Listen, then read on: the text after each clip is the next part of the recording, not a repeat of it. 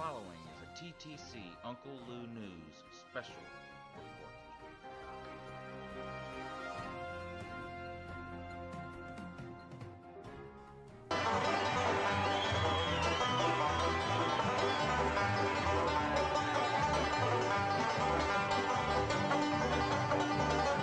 You people in Tennessee would give your one good tooth to have Philip Fulmer back. And you ran him out of town. So guess what? You got what you deserved. You ran off the only decent coach you had. You hired a professional scam artist, Lane Kiffin, who came in long enough to father a couple of bastard children in the hills of Tennessee and then hauled ass for Beverly Hills. Good morning, Uncle Lou here, with another exciting interview, for you. That's right. Of course, the people spoke and Uncle Lou listened. You wanted more TTC members being interviewed, and ever since you people complained, I've interviewed nothing but TTC members. Of course, no one has thanked Uncle Lou for that, which is fine. This is a thankless job that I do. But very special guest tonight. This is one of the first people that I really got to know in the TTC beyond just trash talking, and somebody that's been in the TTC for a long time, which I'm really looking forward to getting into tonight and asking some questions about some of those things. But most of you guys know who he is. If you're in the TTC, you definitely know who he is. I know there are quite a few people who watch my videos who aren't in the TTC, so you may not know this guy. But this is BVD BigVolDaddy, a big Tennessee Volunteers fan, and also an Arizona Cardinals fan in the NFL. So BVD, introduce yourself to these good people and tell them a little bit about yourself, sir. You pretty much took care of that for me. I'm me, and I'm fucking awesome, just like Uncle Lou. I tend to agree. Guys, I thought about trying to maybe be kind of funny on here and be not myself, but I'm not going to do that. I'm just going to be me tonight for you. And I thought maybe we could have a little fun with the people and do a different kind of interview, but I'm just going to let you fly by the seat of your pants and that approach has definitely been working for me so far. Yeah, that'll be fine. Now, I'm going to start off with a couple of questions of things that I want to know, and I'm pretty sure if I have these questions, there's probably at least 2 or 3 other people. Some of these questions may bore some of the TTC members who have been around a while. I'm just going into my second season in the TTC. So there's quite a few people in that same boat as well. But tell us how you got started. I'm always curious how people got started in the TTC. So tell us how you got started, and I want to know which came first. Were you making YouTube videos and you found the TTC, or were you watching TTC videos and you started making TTC videos? How did it work in your case? Well, I signed on to YouTube in 2009. Don't really remember, what part of 2009. It was definitely before football season, because my plan was to get on here and make Tennessee videos. I had no idea, how I wanted to format it, what I wanted to do. So I actually started out my first 2 or 3 videos. I had a mask on. I was wearing a mask. I was going to be one of these masked dudes, and finally realized that probably wasn't going to work because I hated wearing the mask. And the whole reason I was doing it was because of my teeth. At that particular time, I was the stereotypical snaggle-tooth redneck, so I was trying to cover that up. Finally, I was like, you know what? Screw this. I'm me. I'm just going to be myself on here. And so I just started making these stupid videos about different things. Cow tipping was one of them. Just random videos until I figured out what I wanted to do about Tennessee football. And so when I finally started making Tennessee videos, I started seeking out people on YouTube to talk with. And actually the first person I found on YouTube to talk football with was a guy called Big E in Bama. And probably most people in the trash talking circle know Big E in Bama. Of course, he doesn't do videos anymore. But he's a big Alabama fan that was making videos at the time. And he made videos kind of like I thought I wanted to make them. He poked fun at people without actually tearing them down. You know, it was in a fun type way. And that's how I was introduced to the TTC. Magnum was one of the first people, you know, that I talked to on here or saw videos of. And he had just started at the same time. I didn't know it. You know, at the time I had no idea how long these people had been on here. Bill for Balls. And then these guys called the BS Extravaganza. They don't make videos anymore, but if you're a Tennessee fan, even if you're not a Tennessee fan, look their videos up on here. These guys were pretty funny. I don't know why they quit making videos because they were great, but that's how I got started, man. I got started talking to Big E and Bama and, you know, met, like I said, Magnum and Bill for Balls. And then that 2009 season was probably, in a lot of people's opinion, the best college TTC season that's ever been. No season since then has stacked up. Yeah. So in 2009, when you started making videos and met those people, the TTC already existed. Yeah, well, I don't think the college TTC did, but the NFL did. And don't quote me on this. This is just what I've heard throughout the years. But evidently, a dude by the name of Halen88 kind of started the TTC, I think. Of course, you'd have to interview him to find out how he started. But if I'm not mistaken, I think the TTC started as an NFC East trash talking thing. You know, that's the origin of the trash talking circle. You had, I think Top Hizzle was one of them. Jay Watt, of course. I don't know all the guys back then. Right. You know, because I wasn't around. This is just what I've heard over the years. Yeah. And, so I'm pretty sure, like I said, Halen88 started the trash talking circle as we know it today. Well, that makes sense, especially what you said about the NFC East, because even my limited experience in the TTC, the majority or the NFC East is very well represented in the TTC. I haven't sat down and counted it out, but if you asked me which division had the most video makers, my first guess would be the NFC East. I know the NFC South has quite a few, as well, but not as many as the NFC East. So that makes sense that's where it started. There's a lot of people from the NFC East that aren't making videos anymore. One, I remember, Shelby, I think, big Cowboys fan. And these people used to meet up, you know, and go to games out in Dallas. And if I'm not mistaken, I think that's how it got started. Actually as people that hung out together at tailgates. Yeah. Well, let me ask you about that as somebody that's been around for a while. Have you met many people in person that you knew strictly through YouTube or the TTC? Oh yeah. Actually, I'd have to say all the people that I've met have been through YouTube. I think I'm trying to think of who the very first person I met in person was. I'm pretty sure it was probably Bill for Balls because he lives, you know, closer to me than any of the other people in the TTC. And I may be wrong about that. Because forgive me, I'm getting old. My memory sucks now. I know how that is. Yeah, I've met quite a few people.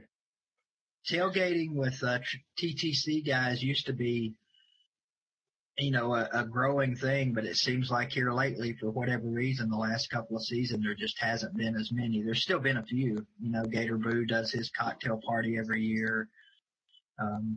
But like I said, in the NFL, those guys, they do it a lot. You know, they meet up at games and stuff. So, yeah, I've definitely met quite a few people. Well, I know personally, just with my one season in the TTC, I've met Magnum and Augusta Gator, which me and Augusta Gator, I don't think it's a secret. Everyone knows he lives in Augusta because he talks about the Masters all the time. So I don't think I'm giving away a secret if by saying that. But so I've been over to his house. He has a great family, super nice guy. Same for Magnum. I've met Brazzy B, who is a Clemson video maker in the college TTC. And I've yet to meet someone who was an asshole. We all get on here and, feel it's just when you have this many guys or girls that are this passionate about something, college football, the NFL. I mean, look, if you love your team, whatever team, college, pro, whatever, if you love your team enough to get on YouTube and make these kinds of videos like we make, then you're passionate about your team. And so, some feelings get hurt and, some people get rubbed the wrong way and things like that. But, generally speaking, deep down, we're probably all a lot alike, or we wouldn't be on YouTube making videos about football teams that we have nothing to do with. Deep down, I think we're probably pretty similar in a lot of ways. Yeah, I totally agree. I mean, obviously football is the common tie that binds us all together. And kind of like you said, what other platform is there out there, for your people to get on here and make an ass of yourself, make a fool of yourself, which most of us have done. There's a few people in the TTC that don't get on here and act like an idiot, but I kind of pride myself in the fact that that's what I was doing when I started, acting like an idiot. Yeah. But it's what football does to us, it brings out the true fan in us, and it certainly brings out the anger in us. I know Georgia's had a pretty good run here lately, so you guys haven't had a lot to be pissed off about. But as a Tennessee fan, man, it's been a rough start for the TTC, but hopefully things are looking up for us, and this could be our year. I think of one guy, Uncle Lou, in the TTC. I always think of this guy when I think of redemption. And that's JD in Sacktown, big 49ers fan. His first couple of years on here, the Niners sucked, and, making crow videos all the time. And then all of a sudden they turned it around. And, the run that the Niners have had here the last few years, haven't won a Super Bowl, but they've been good every year. And he was one particular guy that you could really tell in his videos he was enjoying the success. So I'm kind of waiting for that. I'm hoping this year gets to be my year to kind of gloat and be an asshole and be a snob and be able to tell all you other guys, screw you, my team's kicking yours ass, Yeah. Haven't had that opportunity much lately. Yeah, well, I think that's true of a lot of things in life. You appreciate something. I think it's just a normal human emotion to appreciate something more if it's not something you have all the time. I use this analogy all the time. I've had friends that have lived on or very near a beach, and it's no big deal to them after years. When you can get in your car and be at the beach in 5 minutes, it's not like living inland where, maybe once a year you're lucky and can take a trip to the beach. And so when you have a team that's been down, it makes it that much sweeter, when they do finally get back up on their feet. And as far as Tennessee goes, and you've seen these interviews I've done, so these aren't trash talking things or anything like that. It's just legitimate questions, but it does have to be frustrating. The coaching carousel, I mean, that no program can survive that. I mean, you look at Florida, they're in a similar sort of pattern now. They lost Urban Meyer. The Will Muschamp thing didn't work out. Now they're going to try McElwain, but he's sort of unproven. Maybe he'll turn it around. Maybe he's just another stepping stone. But, you get the coaches coming in and out, and as a fan, a new coach brings excitement, a change of philosophy, things like that. Now I know in Tennessee's case, with Derek Dooley, I'm not sure how much excitement that brought. I know that was not a very popular choice at the time at all. But kind of talk about what it's been like. What's that? Go ahead. I'll include that in my answer. Kind of just talk about what it's like, because I know you've been on YouTube since 2009, but I mean, Tennessee has won national titles, in Uncle Lou's lifetime. I mean, in the last 20 years under Phil Fulmer. So kind of just talk about, I mean, you've been on both.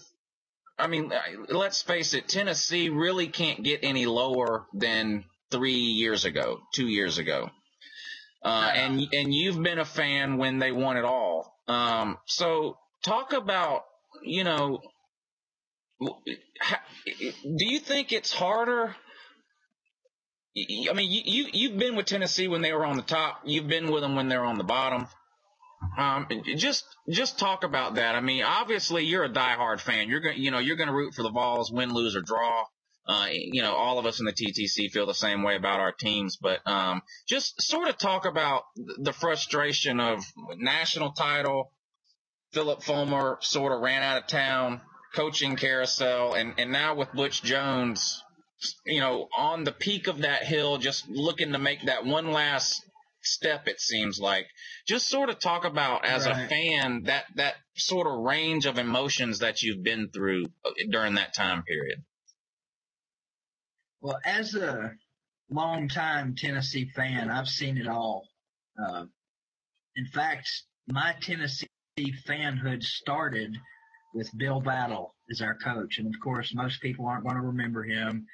He was effectively ran out of town also, because the general consensus was he sucked, and he was a buffoon, and he was an idiot. And I don't even remember much about Bill Battle. Of course, Bill Battle now is the athletic director at Alabama, so that speaks for itself, to coin a Uncle Lou-ism. But yeah, Johnny Majors comes in. He's the first real coach at Tennessee that I remember. And of course, Johnny had just won a national championship with Tony Dorsett in Pittsburgh, so things were really looking up for Tennessee. Johnny comes in, and it took Johnny years to get the program turned around. Nowadays you see programs almost seemingly overnight get turned around. And if not, their coach is gone. Well, it wasn't that way back in the 70s. Johnny was given carte blanche with the university. He was given the keys to the car and basically told, do what you got to do to put us back on the winning path. Took him a while to do it, but, by the time he finally did it and had this program rolling every year, along comes Phil Fulmer and Johnny's heart problems. Now, I could go into the whole history of UT football, but I'm not going to do that.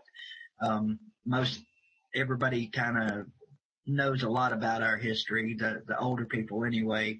But basically, Fulmer, by some people's admission, stabbed Johnny in the back to get the position at UT.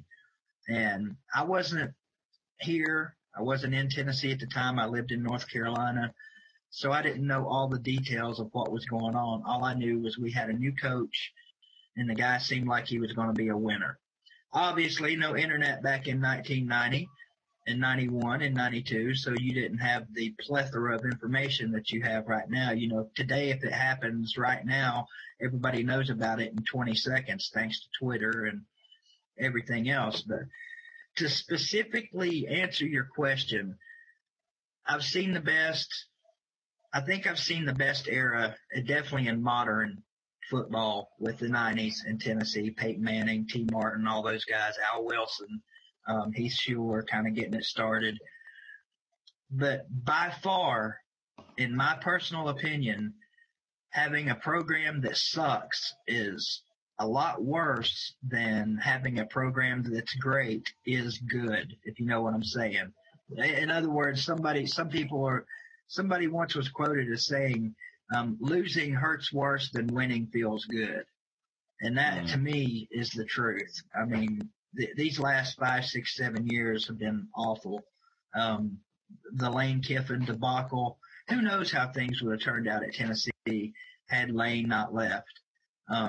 Some people think he would have turned us around, which, if you go back to 2008, Fulmer's last year, yeah, things were getting bad, but they weren't that bad.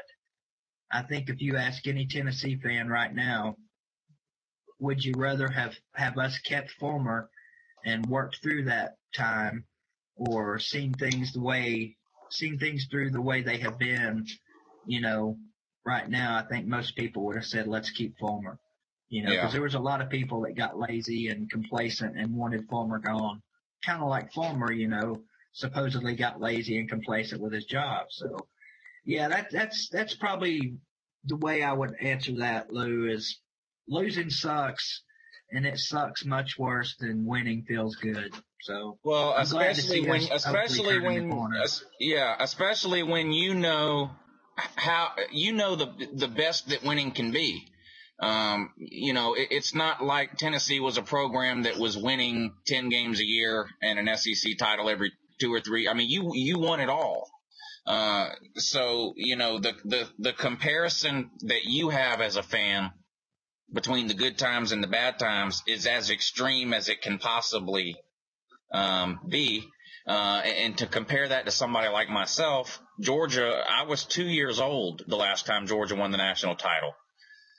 I remember nothing. The only thing I know about Herschel Walker is what I've seen on video.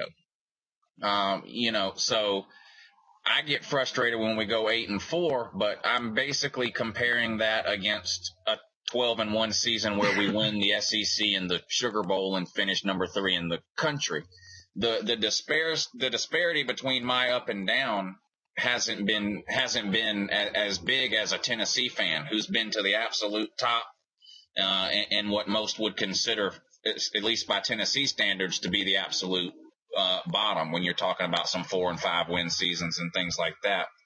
And I hope some Georgia fans are listening to the wise words of a fan who has been through what a lot of Georgia fans are complaining about now. BVD, it's no surprise to you. You're a college sports fan. There are Georgia fans that could line up from here to the moon that would run Mark Richt out on a rail because he hasn't won a national title. They forget, I guess, what it was like prior to 2001 under Donnan and Goff, when a good year for us was 8 wins and a Peach Bowl. That was a good win. That was a good year for Georgia in the 90s. We weren't beating Florida ever. We weren't beating Tennessee ever. Georgia didn't even, it wasn't even a thought. Can we beat Tennessee? Can we beat Florida? Those were guaranteed losses every year. A good year was 8 wins and a Peach Bowl, victory. Now, nobody wants to win a national title more than I do, but Tennessee is a good example of what can happen when you let the expectations of the fan base, make your coaching decisions. It's like you said, it set Tennessee back 10 years, the way Fulmer left and how everything played out after that. Now, is it possible Tennessee could fire Fulmer and hire the next Bear Bryant? Yes, that's possible. But it's way more likely that what happened to Tennessee would happen to Georgia or fill in the blank team that's quote unquote stuck on 11 wins and a conference championship every 5 years and no national titles. So that's definitely a cautionary tale for UGA fans, and it's something that I've been preaching long before I was on YouTube. But it is interesting to hear that from somebody who's actually lived through it. Now, I want to get off football for a few minutes here, and we'll come back to football again at the end. But you mentioned in your opening a cow tipping video, and this is actually a story that I know because you've discussed it with me before. But I want you to share this story with everybody watching on YouTube because it's pretty funny, and it sort of gives you an insight into sort of how YouTube works and how things can be construed or misconstrued. So give us the rundown on that cow tipping video. Okay, sure enough. I, like most people, have always been curious as to whether or not it was actually possible to go cow tipping. We've all heard it growing up. It's almost like an urban legend. You know, some people swear that they've done it. And so I wanted to see a video of somebody going cow tipping on YouTube. I searched for days, couldn't find anything. The closest thing I could find was a plane that flew too low to the ground and actually clipped a cow and knocked the cow over, which, by the way, is a hilarious video. But anyway, so I thought, you know, I'm going to make a stupid video and prove that cow tipping is possible. So I made this stupid video where I'm walking around in my backyard. We lived on a farm at the time, and walked around in my backyard, showed the cattle out in the pasture and everything. And the next scene, I said, all right, I'm going to climb the fence and go over here and tip this cow. And all I did was took a little plastic or ceramic cow salt shaker, put it on a piece of plastic and tipped it over with my hand, with my finger. And I said, there you go. See, cow tipping is real. And the response from that video has been borderline ridiculous, man. I'm telling you. It's by far the most popular video I've got. It still averages about 30,000 views a month. It should be up around 1 million now. I haven't checked it in a while. But last time I checked it, I think it was around 700 or 800,000 views. And it's amazing what the funny part is the comments. The people that get so pissed off at me about that video.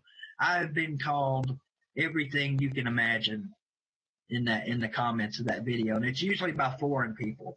I don't know what it is, but like people in freaking Krakistan or somewhere, you know, they must really have no life over there because it's the people from the other side of the country that really get on to me about it.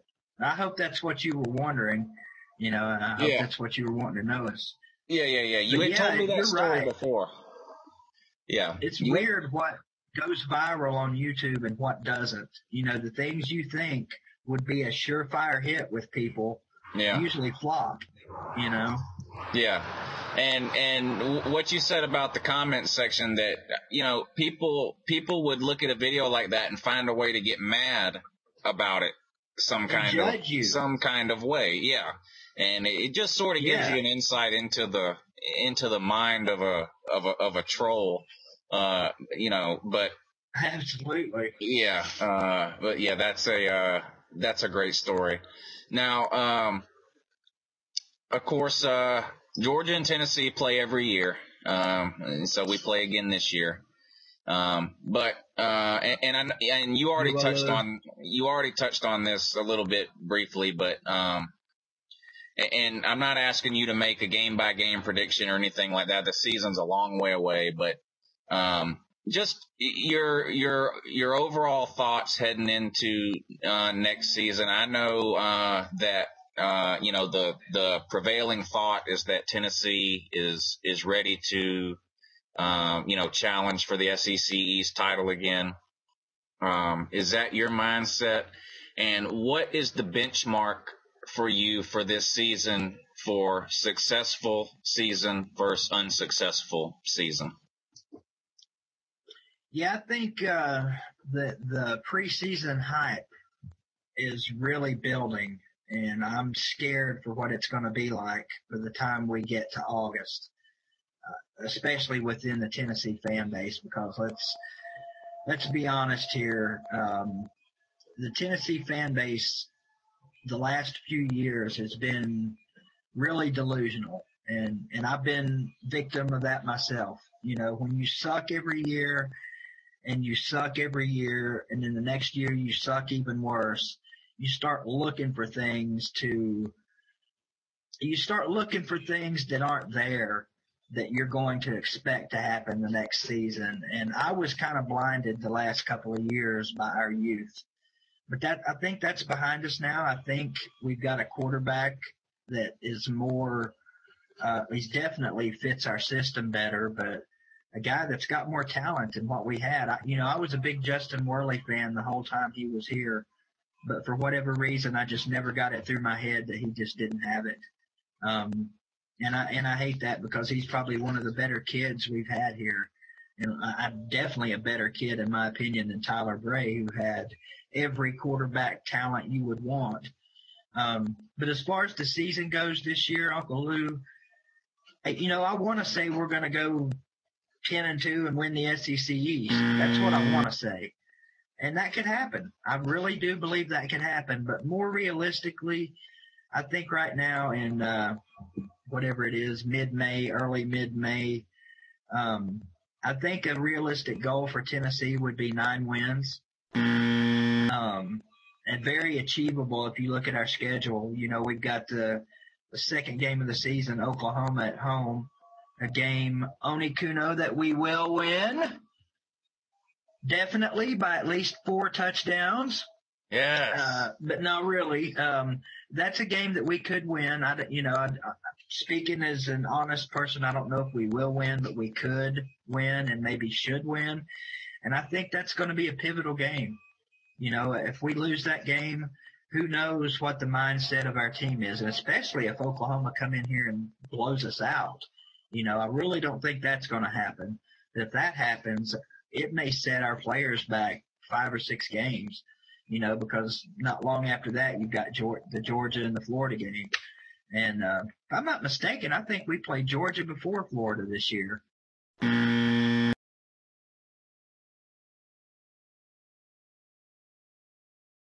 I could be wrong. I don't have the schedule memorized like some people. But yeah, it seems like the Florida game is a little bit later this year. But the big games on our schedule this year are the same every year. Florida, Georgia, Alabama. Missouri has turned into a big game for us. We haven't beaten those guys since they joined the league. And the first season, we were murdering them in the second half. But then, of course, Derek Dooley took over, and we all know what happens when Derek Dooley takes over a game. Bad things happen. So right now, I'm going to say 9 wins as an expectation. 10 or 11 wins as 10 wins as a hope, 11 wins as a far-fetched hope. Yeah. But nothing would surprise me. Honestly, nothing would surprise me. If we went 7-5 this year, it wouldn't shock me. If I try to look objectively at Tennessee right now, not as a Georgia fan, not as a Tennessee fan, if I, try to be an analyst or something like that, and I'm looking at Tennessee, I'm thinking you have to end at least one of these streaks. You sort of mentioned it earlier, the mental state of the Tennessee team. Knowing how, having the talent to win and knowing how to win, 2 totally different things. And take it from a Georgia fan, we lost to Florida 14 years in a row. At least half of those years, we were at least as equally talented as Florida was. But you get to the point as a program where you're almost defeated before you even get off the bus. I think Tennessee needs to end the losing streak to either Alabama, Georgia, or Florida. And then if you want to throw the Oklahoma game in there, I think if Tennessee can go 2-2 in those 4 games, then I think they'll be in a very good position at the end of the year to challenge for the SEC East title. I've already stated on a couple of videos and a radio show that I think the East is going to come down to Georgia and Tennessee this year. It could. I think they're the two most talented teams for sure. I think Carolina and Florida will be down again. I'm done doubting Missouri. I'm like you. The Missouri game is now a big game for me too. We did beat them last year. It of course ended up not mattering, but looking at Tennessee, I feel like if you guys can get over the hump, the earlier the better too. Like you were saying, so if you guys win that Oklahoma game, then watch out, because you guys have the talent, I think, to compete with anybody in the SEC. And if those young kids start believing, in what they're being told, then you guys could be a dangerous team when you head into SEC play. You said it right there. Those young kids. Now, I know a lot of people, especially Tennessee fans, are tired of hearing the excuse about us being young. And I'm tired of it. It seems like we've been young for 6 years. But the fact of the matter is, this is still a young team. And let me preface that by saying I'm not using that as an excuse for anything that may or may not happen this year, but just to kind of illustrate my point.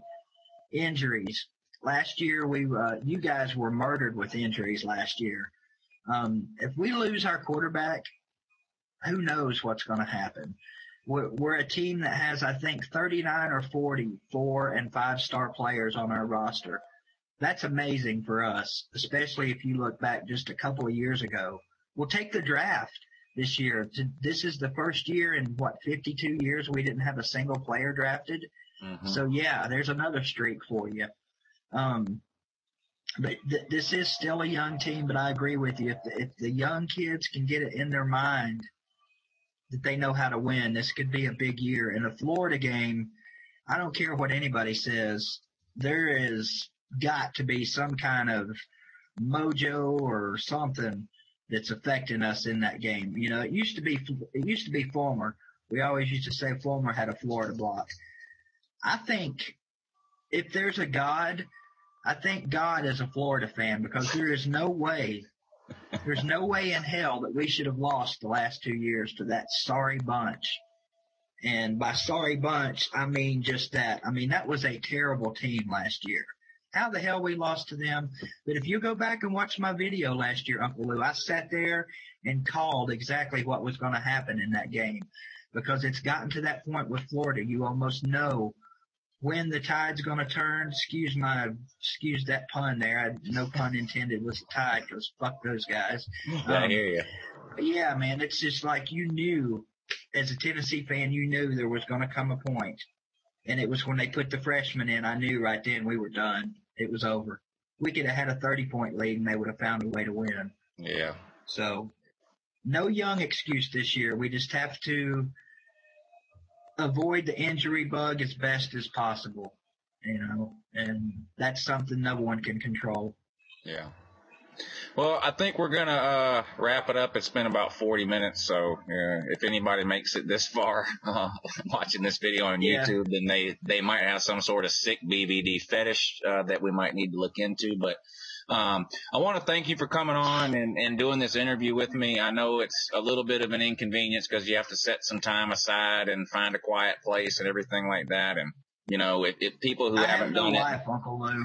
Well, but still, people who haven't done this kind of thing before, they don't think about some of the little things. And you do have to set, time aside and, turn cell phones off and find a quiet room and all that kind of stuff. So I really appreciate it. Other than the Georgia and Tennessee week, BVD, you're one of my favorite people in the TTC. And I mean that for real. I'm not just saying that.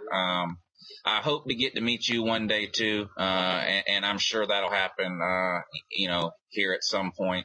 But you're definitely one of the good guys, Make it sir. the Georgia game this year. Make it to Georgia. If you can make it up here. I'd love to go. I'd love to go to a game. I've never been to a game at Neyland Stadium, and I'd love to go. I have a list of 5 or 6 stadiums I'd love to see a game in, and that's right up on the top of the list. So we'll have to see. Man. You got a place to stay. Yeah, well, I appreciate that. I appreciate that. And if there's anybody watching who's not subscribed to BVD, I'm going to leave a link to his channel down below. I know most of you already are, but if there's anybody watching that's not, go subscribe. This guy, he makes he's in the TTC, so he makes a lot of football videos, but other videos too. So definitely check him out. Again, BVD, thank you. I really appreciate it. And with that, Yeah, man. Thanks for watching, and good morning to. Good morning.